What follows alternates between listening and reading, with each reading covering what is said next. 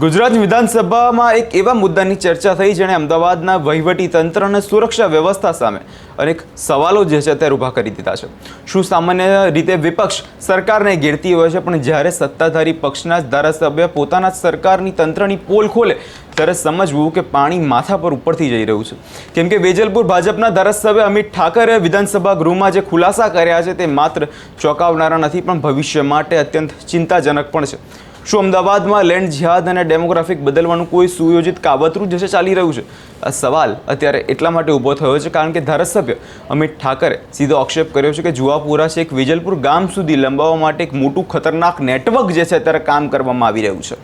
અમિત ઠાકરે ગૃહમાં જે આંકડા રજૂ કર્યા તે સાંભળીને લોકો સ્તબ્ધ થઈ ગયા, કેમ કે તેમણે જણાવ્યું કે અમદાવાદના ફતેવાડી અને જુવાપુરા વિસ્તારમાં એટલા મોટા પાયે ગેરકાયદેસર દબાણો છે કે રાજકોટ જંગલેશ્વર જેવા 5 જંગલેશ્વર બની જાય તેટલા મોટા છે। હવે તમે કલ્પના કરો કે આટલા મોટા પાયે થયેલું અતિક્રમણ હશે, અને ધારાસભ્યના જણાવ્યા અનુસાર અમદાવાદ પ્રશાસને પોતે લેખિતમાં સ્વીકાર્યું છે કે માત્ર ફતેવાડી વિસ્તારમાં જ નહીં 2.5 લાખ ચોરસ મીટર જેટલી સરકારી જમીન પર ગેરકાયદેસર દબાણ થઈ ચૂક્યું છે।